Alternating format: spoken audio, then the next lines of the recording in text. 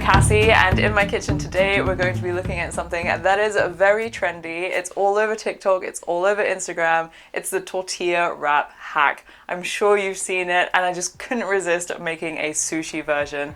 But the whole point of this is that it's supposed to be a lot easier than the traditional way of making sushi, so let's just get straight to it. So all of these are going to be a kind of fusion recipe. I thought that would go with the style of everything. So the first one that we have is a California roll. So here we've got crab and mayo with a salmon roe topping, then our avocado, our rice, and cucumber. The whole point of this is that it's supposed to be easy and accessible, so if you can't get a hold of crab, you can use imitation crab, or you could even just use something else like tuna. And of course, the salmon roe is optional. I've lightly fried my crab in some olive oil just to remove some of the moisture and give it a little bit of flavor. And then we're just going to mix that together with mayo. This is Kimchi mayonnaise, the Japanese style. And for the avocado and cucumber, we want them to be as flat as possible, so you want to cut them into slices.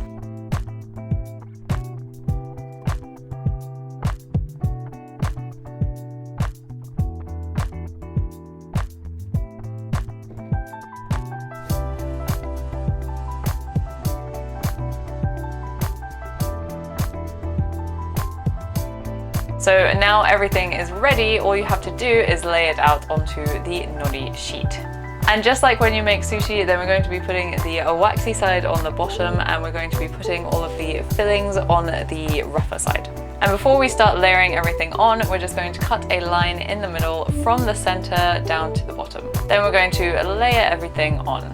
From experience, I can say it does matter where you put each filling, because you're going to be folding it. So for example, if you put the avocado on this first one on the bottom left, then you would have some trouble folding it over and putting it onto the next one. So just make sure that you think a little bit about that before you start folding, but as long as you keep it in the same order that I've got, then you'll be fine. Make sure to try and keep them all in their own nice neat little squares. And once you've layered everything on, all you need to do is start folding from the left side.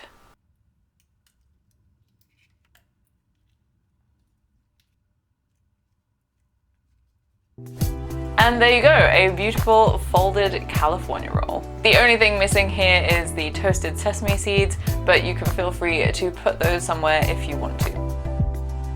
Now let's move on to the next one.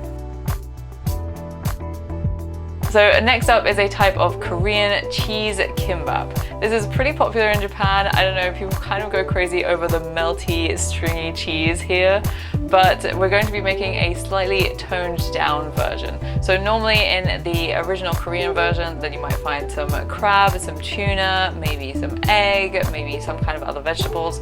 But today we're just going to make a simpler version. So for this one, we have grated carrot, grated cheese, kimchi, and gochujang rice. So first let's make that gochujang rice. This is pretty easy. We're just going to make a simple version where we use pre-cooked short grain white rice with some gochujang and a bit of soy sauce. And sometimes this is where they would put in the kimchi, but we're going to be putting that in a separate part of the sushi wrap.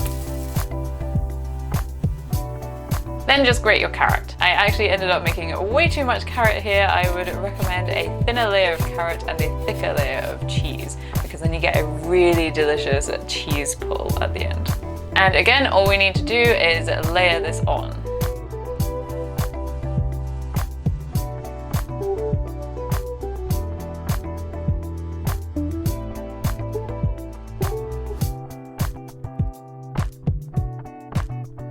And then we just need to fold it all up. This is the order that I like it in, but this carrot layer is a little bit tricky to fold. You kind of have to do it quite fast just to make sure that it all goes on to the next cheese layer. Then we're going to put this into the frying pan with no oil and fry it on either side, and then put a lid on it and just cook it until that cheese has melted. This will be about 3 to 5 minutes. And there is the gorgeous sushi wrap cheese kimbap. Because I got the ratios a little bit wrong here, then I didn't get such a beautiful cheese pull. So here's another take of another one that I made during the week.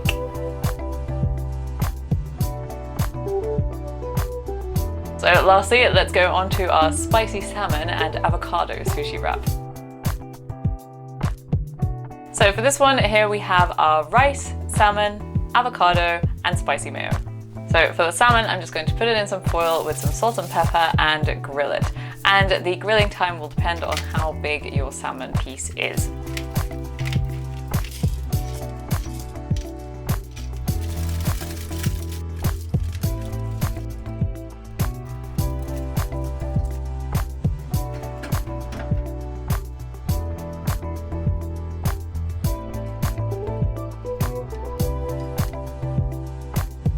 Then the only other prep is cutting up the avocado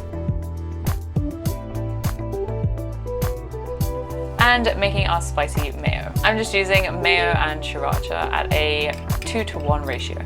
But of course you can use whatever spicy sauce you want. You don't have to use Sriracha. It could be Chipotle, it could be Tabasco, it can be whatever you want. Or it doesn't even have to be spicy, it could just be mayo.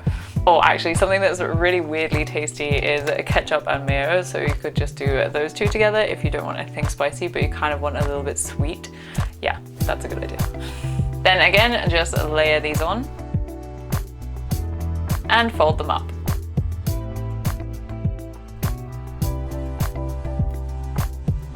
And there you go, our spicy salmon and avocado sushi wrap.